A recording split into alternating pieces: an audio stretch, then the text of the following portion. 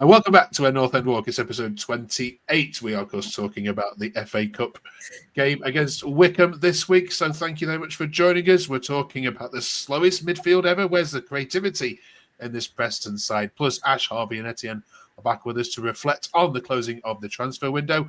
And we've got our worst ever Preston 11 all sorted out now. It just needs a manager. We'll share it with you at the end of the video and see if these guys have got it absolutely spot on. Thank you very much, of course, for joining us. It's 20 minutes of Preston chat. And if you are not at all happy about the FA Cup draw with Burnley in the next round, drop us a like to get out your system down there. I mean, it's just typical Preston, isn't it, Ash? Of all the teams in that draw, and you draw the one team that you're playing this weekend. Yeah, it's not ideal, and we can't score, they can't concede. It screams goal fest, doesn't it? So it'll be a really exciting game. But possible real chance to get through, though, isn't it? That's the one side of looking at it. Right, we're talking about the Wycombe game. If you're watching this, obviously the Norwich game will have taken place before we've managed to get this out. So just skip ahead 4 minutes if you don't want us to talk about a game that's already gone. Harvey, what was did you manage to stay awake throughout the 90 minutes of watching that? Is the first question. And what was your views on it? Just about, it was just really dire, wasn't it? It was just a really poor showing. It just lacked so much like creativity, so much stability. We almost made Wycombe look like they were better than us for the majority of the game. We're through, and that's the main thing. But overall, it was really, really boring watch. Yeah, some social media takes on it. Oh, that's the wrong one. So Sue says, well, we got through, but it was embarrassing. We're too slow. No ideas. We're outplayed in midfield. It was hard to know who the championship team was. Etienne, do you agree with Sue? Yeah, I do. You're supposed to be overturning League One sides, no matter how well Wycombe are doing this season. For the majority of the game, we had no idea. And when we did get our chances, I mean, Osmite should have buried that chance with the form that he's in, and he miskicked at it, and there just wasn't anything else after that. And you can argue we were kind of lucky to go through on penalties. It's just not where you want to be in a tie like that. Yeah, there was lots of comments very similar to that. Ash, here's another one. Carl says, we lack a lot of creativity. Other than Mads, who can't always be on it, I don't see anyone else creating anything. Everyone is just a sideways passer. We need a good few attacking players in the summer. So we've switched our moaning about defence to now the attack, which is always good to see. Of PNE, I must call it PNE now, but I got told off for calling it Preston this week, which is mad. Ash, your thoughts? Yeah, I think we greatly miss having two strikers. When we play with one up front, we just seem to be limited. It maybe works for a club like City, where they've got unlimited created players. Although they play a system, they're still able to create, and they have people that play that killer pass. We kind of don't have that. So I'd like to see us play two up front and Mads in behind them, so he has a chance to play the through balls he needs to be playing. Because a lot of the time he gets a lot of grief for playing these passes that no one gets on the end of, and I think he needs pace in front of him to make him work. So yeah, it's not ideal, is it? I think it is slow and quite defensive still, but we're stuck with that formation, so it's tough luck. Yeah, and you're playing Burnley this weekend, as we mentioned. So this is nailed on a 0-0, Ash, isn't it? I'm going to put my mortgage. I might put 50 quid on a 0-0 this game. Well, it's either 0-0 or 1-0 Burnley, the way things are going at the minute. They don't seem to concede. Hopefully, we'll have decent linesmen this time, because we should have beaten them away at Burnley. Yes, yeah, you were actually. Yeah, that's a good point. Early on in the season, weren't you? Okay, we can't miss an opportunity to talk about the goalkeeper, though. Harvey, I mean, let's give him his dues, shall we? However, bless Ed said, well, he's good at penalties, but he's not anything else. He's not very good at all. I mean, poor Freddie. I mean, the last 3 games he's played well because he needs somebody to sign him in the summer. I do feel sorry for the lad. Even when he saves a couple of penalties, his fan base can't even get behind him. What's your view on it, Harvey? I mean, I kind of, at the minute, I seem to want to bite my tongue with Woodman, because I think every single time any one of us gives him praise, he just doesn't seem to want to be a goalkeeper for the following 3 fixtures. So I think I'll silently praise him in my head without giving him any, out loud credit because I feel that way he might perform consistently. But in terms of penalties, yeah, we've had 2 shootouts and he seems to be more or less the hero. So yeah, credit where credit's due, to be fair. Yeah, and not as long as the last one, was it, against Fulham? Etienne, what have we learned about the new players, new signings in the last couple of games? Yeah, Gibson's still really solid, still proving why he's one of Plymouth's best centre-backs and proving why it's a very good buy, to be honest.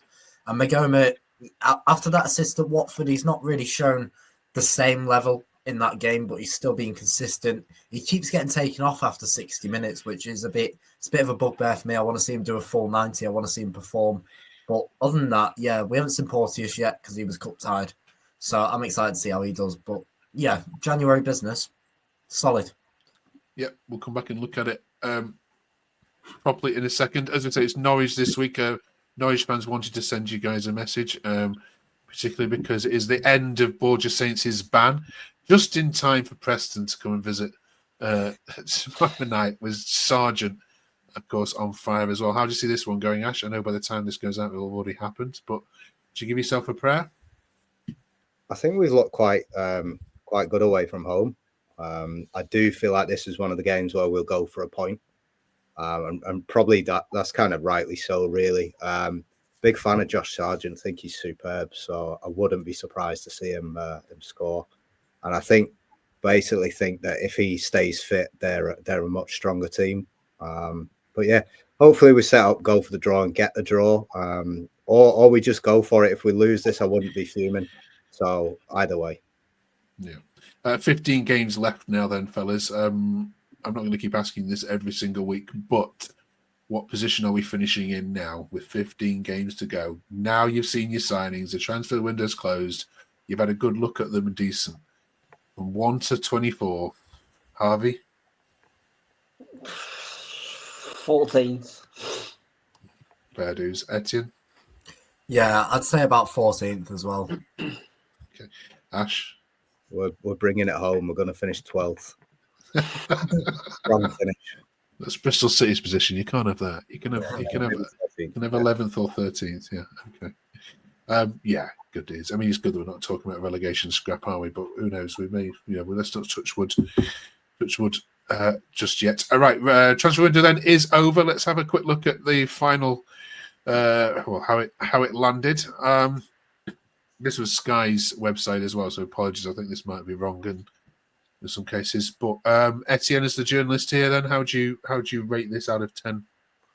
Probably give it a solid 6, 7, 6.5. Let's go with that. I mean, I think I've said similar points last week. Got some wages off the books for players that we weren't using, and in return, we've gone and got a starting centre back, a starting left wing back, and then somebody to cover the defence. Still would have loved a midfielder, would have loved another striker, but I think in terms, we were told we didn't have much budget to begin with anyway. So I think that the business that we've been able to do is actually relatively good. Okay. Ash, there's still people that say that Ockles should have stayed. Are you one of those? No, he's struggling in Scotland, right? So I don't think, for a start, I don't think there's a place for him in the team because of the formation, and he's definitely not a wing back from what we've seen. But yeah, he seems to be really struggling at Aberdeen. Their fans aren't too keen. Hopefully it picks up for him, but I don't see any problem with that. I do think the Porteous signing is getting better by the day by virtue of us losing Story, getting him in, and then also losing Watmore now. So I think that's a really astute signing, although I wasn't too keen when I first heard it. Yeah, okay. Good shouts. Harvey? Yeah, overall it's a decent window. I think, like Etienne said, I think I liked an addition here or there, maybe like more forward, but I think given the Story injury, I think the last little bit of what we had to go on a signing like Porteous. So overall, I think it's decent business and you can't complain really. Right, good shouts. It's Valentine's week, of course, this week, so you can show us a little bit of love by pressing that like button down there and subscribe. We're very close to 100. You can help us push us over that line this week. That would be absolutely amazing. And of course, if you've joined us in the last couple of weeks, you'll have seen these three putting together the worst ever Preston North End 11. Let's have a look at how they did, because there is some proper. This team reeks of relegation, I think here. You put Tyus Browning in, which we've got his proper name up there. It was an Ash, correct? I think it was you, wasn't it? Who pointed out he's now called, now actually genuinely called Jiang Guang Tai, which is genuine. You weren't just taking the mick.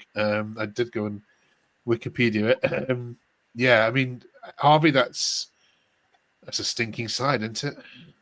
Yeah, I think I was the one who mentioned it. I just like I said, I remember that Newcastle game clear as day.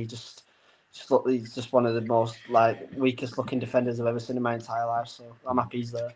Yeah. Oh, are we happy Liam Delap is in this side as a forward, given that what we know about him now, Etienne? Well, it's just that loan spell. You saw him. Yes, he's raw, but honest to God, he's one of the worst strikers I've ever seen in my life.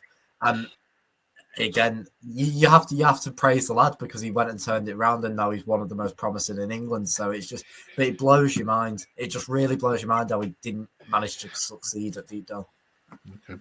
Right, Ash, we need a captain, please, if that's all right. Looking down that list, who's the one Preston player that you would never part money with again to see above all the others? Are we going for worst player being captain, or how do we work that? If it's worst, just the worst of the worst. Yeah, don't worry about leadership qualities here. For me, due to personal vendetta, it would be Ben Woodburn. Harvey? Yeah, back Ben Woodburn, to be fair. Okay, Etienne. I'm going to give it to Matthew on a Sunday. Just dreadful. All right, let us know in the comments. First of all, have they got it right? Are they missing anyone? Quite a few subs here as well. And yeah, who's your captain? We need a manager, though, please, team. Next week, join us because we're doing the Worst Ever Preston kit for this team to play in as well. There's been a few nominations for that. And if any of you own one of these, then please do indulge us and wear it next week. Worst Ever Preston manager, Ash. Be kind. So I'm stuck on two again. I asked AI and it said Ryan Lowe, but I'm not going to go with that because that's just. So I'm stuck between Darren Ferguson and Phil Brown.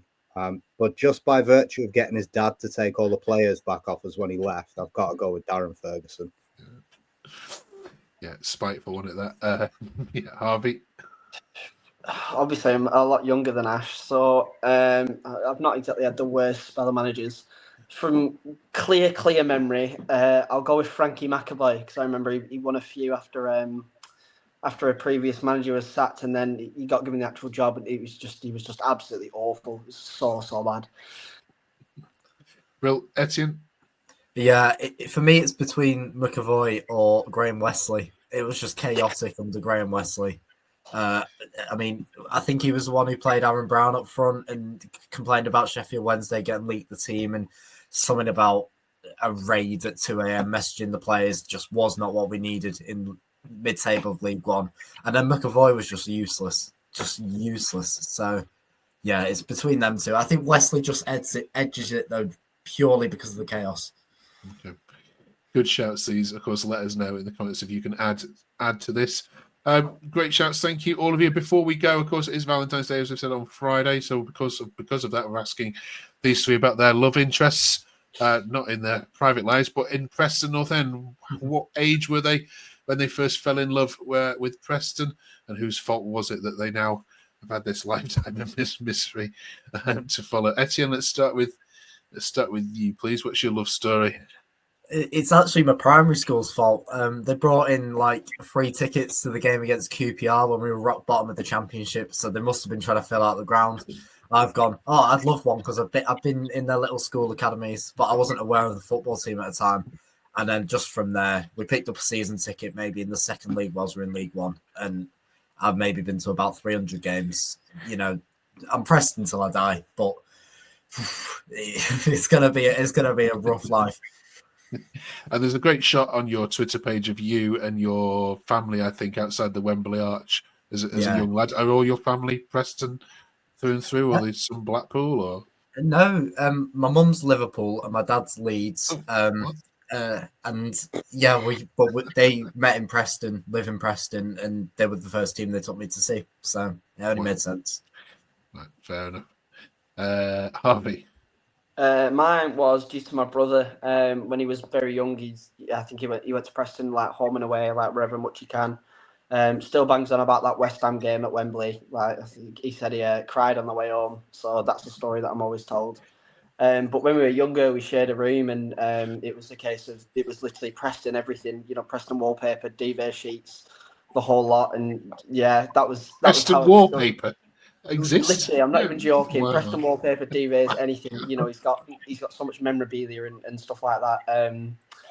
And then he just started taking me on games when I was a lot younger, and it's been a really poor life experience ever since, really. So brilliant. Ash? Yeah, so for me, it was my granddad. I can't remember how old I was specifically when I started going, and I'd been going for quite a while before. The first game I remember being at was the semi-final against Birmingham, the playoffs 2001. I think I'd been going on quite a few years before. I just can't remember any of the games, so I was a kid. I also went to that West Ham game, like your brother Harvey. I didn't cry, but I did cry on the way back from the Bolton one where they battered us 3-0. And then chose not to go to the League One playoff final because I thought it was a jinx, and we won that one. So trying to keep on the tradition of not going to two important games. Went to Blackburn the other week and we lost that. So I think I learned from a mistake there. Okay. And as a father, Ash, are you letting your children make their own kind of footballing decisions, or they have to support the North End? Yeah, so I've tried. They both got season tickets, but my youngest has some reason decided to support Man United. I blame it on Marcus Rashford being taught to him in the schools. He just thought it was incredible. And my eldest does come on with me more often, but only because he gets V-Bucks if he comes with me. So yeah, I've tried my best, but I don't think it's going to happen, and I can't blame them at all. Amazing stories, right? Thank you very much. And let us know your love stories with Preston. How old were you? What was your first game, etc.? Brilliant. Right. Yeah, enjoy the game against Burnley. I can't say it's going to be a goal fest. We'll look against Norwich, of course, as well. We'll be back in 7 days' time to talk about Norwich and Burnley and look at the worst ever Preston North End shirts. Join us for that. Drop us a like and subscribe. We'll see you in 7 days' time. Thanks, everyone. Have a good week.